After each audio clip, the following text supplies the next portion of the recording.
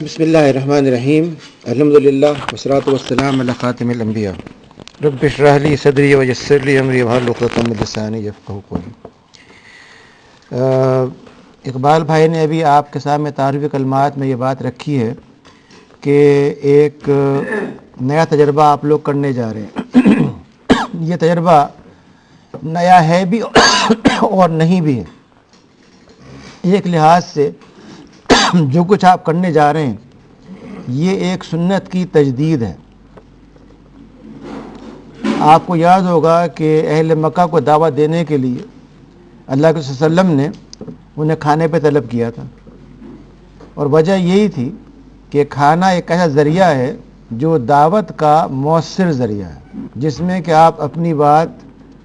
مخاطب کے انداز کو سامنے رکھتے ہوئے کر سکتے ہیں، اور ایک ایسے ماحول میں کر سکتے ہیں جس میں آپ اپنا دل کھول کے کسی کے سامنے رکھ رہے ہیں۔ دو تین چیزیں معاف کیجیے شکریہ۔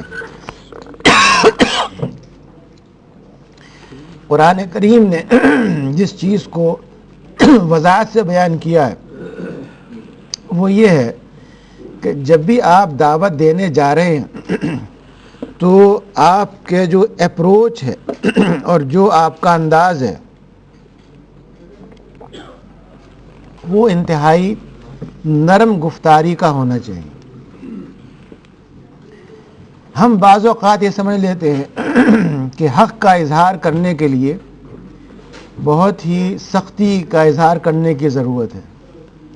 اور بالخصوص اگر مخاطب وہ ہو جو ہمارے خیال میں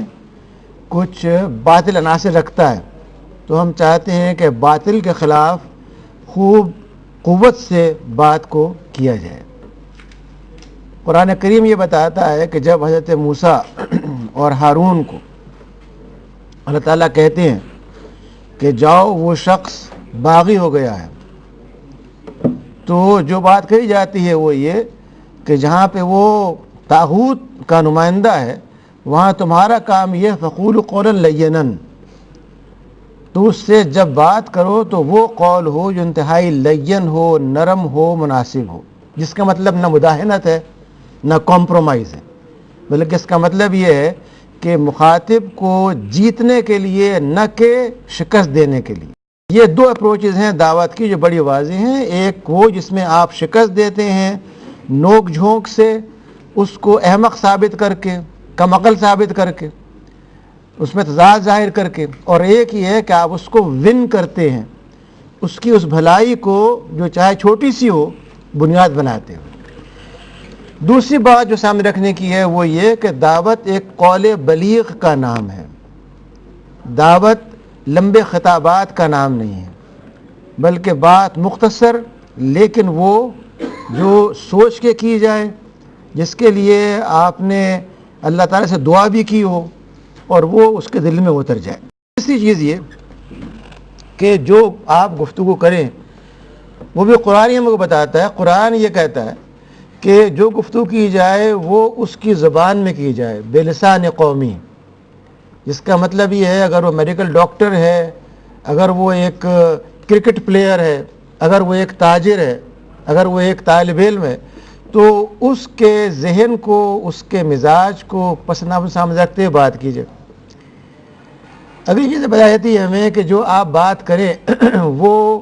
اس کو بھلائی کی نصیحت ہو، بجائے اس کے کہ آپ تنقید سے، اس پر کسی جرح سے آغاز کریں، آپ ایک بھلائی کی بات سے آغاز کریں۔ اور اگلی بات یہ کہ اس چیز کو مستقل طور پر کیا جائے، یہ محض ایک وقتی کام نہ ہو۔ یہ وہ چیزیں ہیں جو بنیادی اصول ہم کو ملتے ہیں۔ جو کام آپ لوگ کرنے جا رہے ہیں اس میں پہلی بات آپ کرنے کی یہ ہے کہ جو 2-3 افراد ساتھ جائیں گے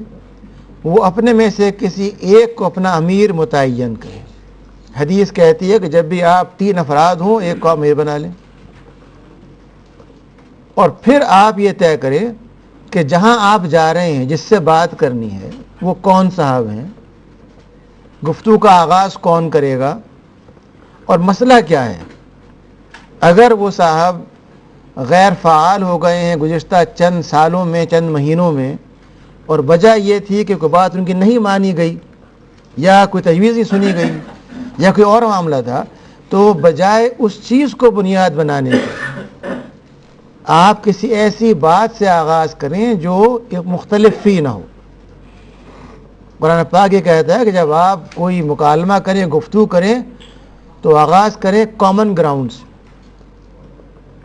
جس میں میں سمجھتا ہوں کہ موجودہ حالات میں سب سے بہتر نقطۂ آغاز آپ کے لیے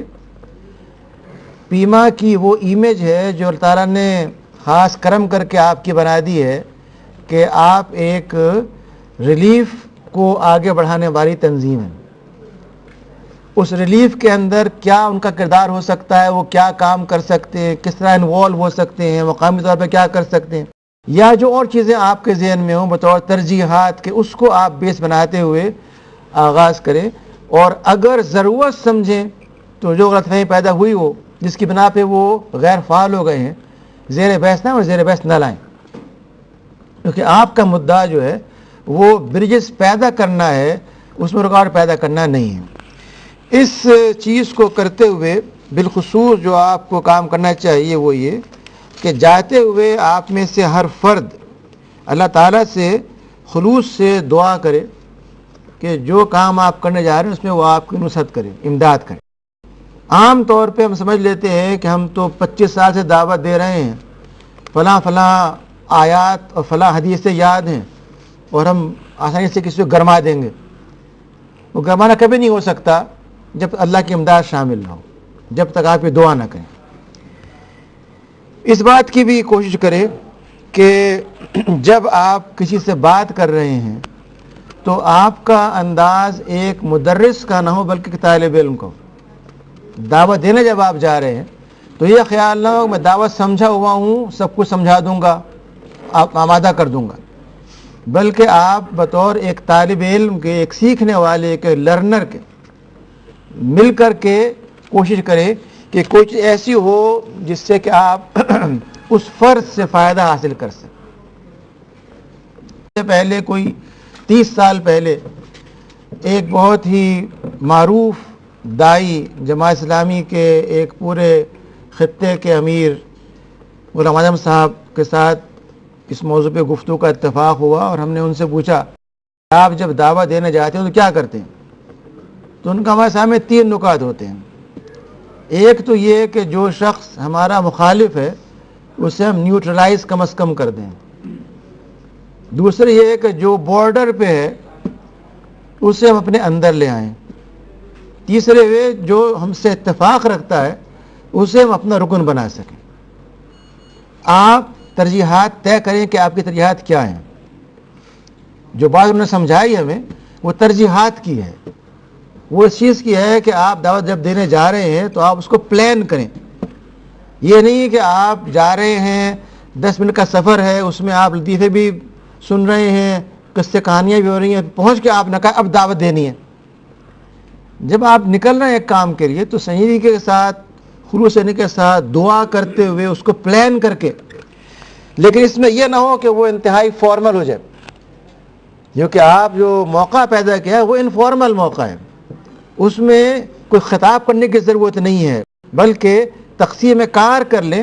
کہ کس چیز کو، کس بھائی کو زیادہ ایمفیسائز کرنا ہے۔ یہ یاد رکھیے کہ دعوت کے اسلوب آپ کو مل جائیں کتابوں کے اندر بھی، قرآن میں مل جائیں گے، لیکن دعوت کے اسلوب کوئی متعین نہیں ہے۔ دعوت ایک انتہائی آرٹسٹک کام ہے جس میں آپ کو ہر موقع پر یہ دیکھنا ہوگا کہ اس وقت کیا چیز زیادہ مفید ہے۔ یہ جو دورہ آپ کا ہے،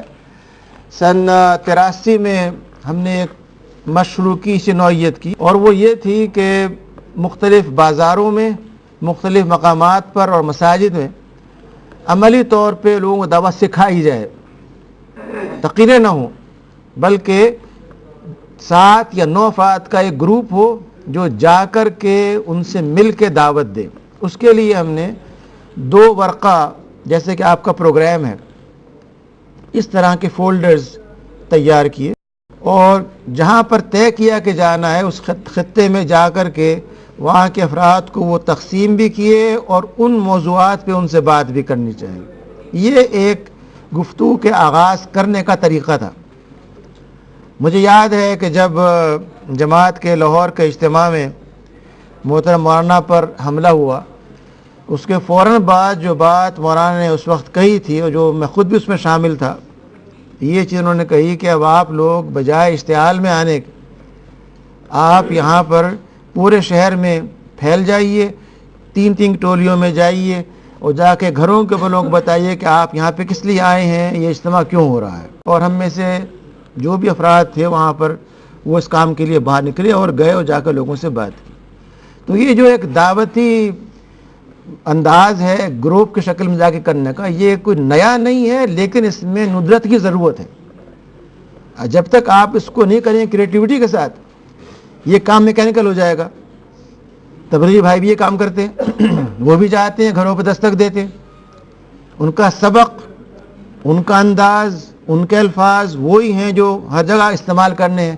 وہ آسٹریلیا ہو، پاکستان ہو یا وہ امریکہ ہو۔ اس لیے آپ کو جو کرنا ہے وہ یہ کہ کہاں تک آپ کریٹیوٹی استعمال کرتے ہوئے کیا چیز ایسی ہے جو آپ جا کے وہاں پہ نقطہ آغاز کے طور پہ استعمال کریں گے۔ یہ چند محض نکات ہیں، کوئی گفتگو کا موقع نہیں ہے تفصیل سے بات کرنے کا، جو میرا خیال تھا کہ آپ کے سامنے رکھوں۔ کوئی آپ کے سوالات اس کے لیے میں حاضر۔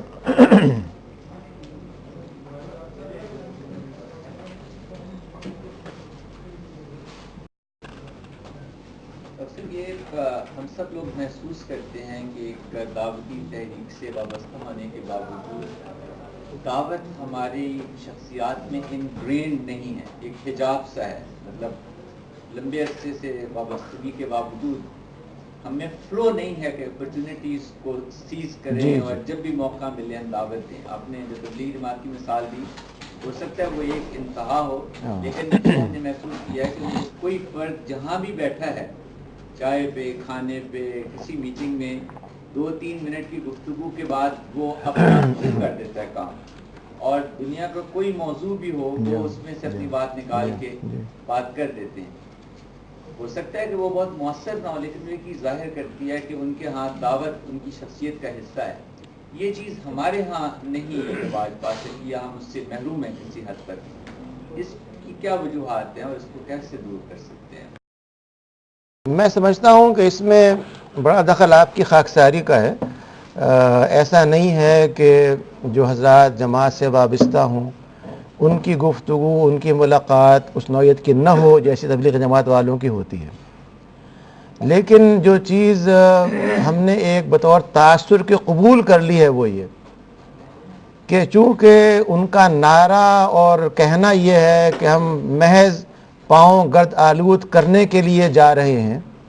اور یہ محض اجر کے لیے ہے،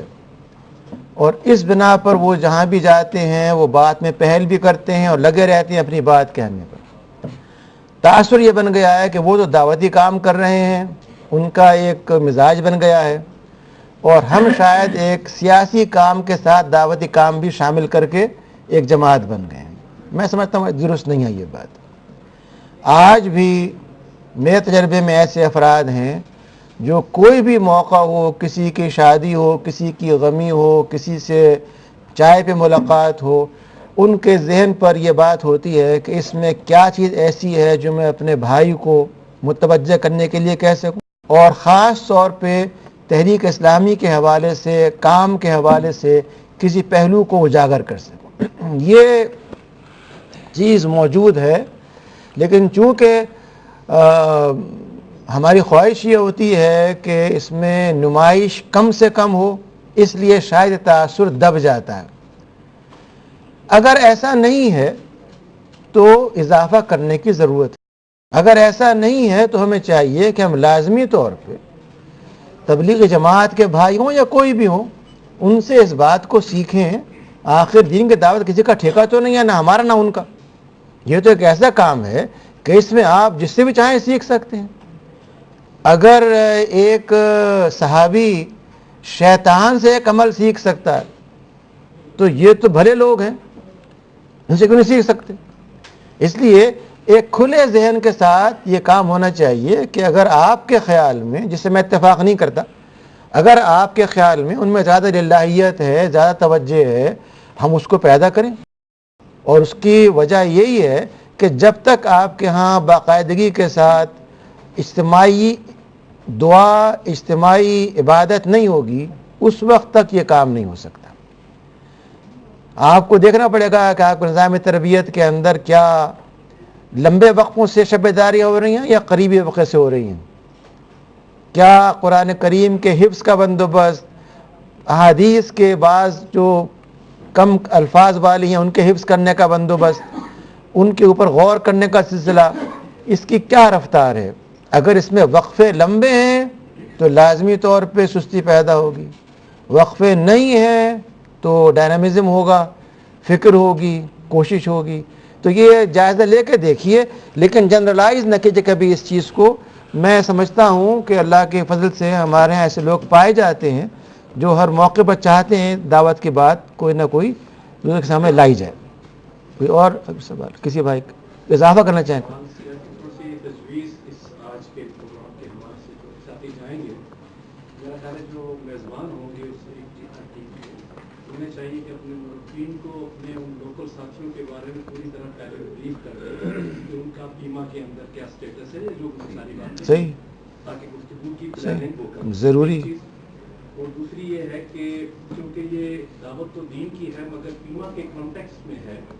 تو ضروری ہوگا کہ اس دعوت کے نتیجے میں اگر کوئی بات نکلتی ہے تو اس کو کیش کرنے کا پروگرام بھی ہمارے پاس ہو. مثلاً وہ صاحب کہتے ہیں کہ ہاں میں متفق ہوں اور میں چاہتا ہوں کہ آپ کے ساتھ، تو مجھے بتائیے کیا کرنا ہے. تو آپ پھر سوچ پر پڑ جائیں کہ ہمارا تو ماہانہ اجتماعی نہیں ہوتا ہے، میں کہاں بلاؤں. یا وہ ریلیف کے حوالے سے وہ تیار ہو جائے کہ میں حاضر ہوں آپ کو 3 دن دینے کے لیے، 1 ہفتہ دینے کے لیے، تو میں سوچ پر پڑ جاؤں کہ اس کو میں کہاں لے کے جاؤں گا. تو اس تیاری پہلے سے ہمارے ہوں تو شاید یہ زیادہ. جزاک اللہ. جی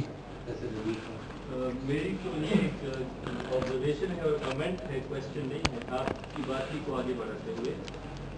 میں چونکہ گروپ پہ اس میں ڈسکشن کی تھی تو اس کے نتیجے میں یہ بات کر رہا ہوں کہ تبلیغی حضرات اپنے کام کو اللہ کے ہاں اجر اور ثواب کا کام تصور کرتے ہیں اور اس چیز پہ وہ کافی کنونس ہیں مینٹلی، انہوں نے ایکسیپٹ کی ہوا ہے اس چیز کو، جبکہ ہماری حالت شاید ایسی نہیں ہے. ہم قیمہ کا کام اور دین کا کام اور جیسے گفتگو ہو جاتی ہے، ہم اس کو ویسے ثواب کا کام نہیں تصور کرتے جیسے ہم نماز، روزہ، حج، زکوٰۃ کو ثواب کا کام تصور کرتے ہیں. یہ بنیادی فرق ہے جس کی بنا پر ہماری وہ کمٹمنٹ نہیں ہے جو ان کی دین کے ساتھ، وہ ان کی اپنے تحریک کے ساتھ جو کمٹمنٹ ہے.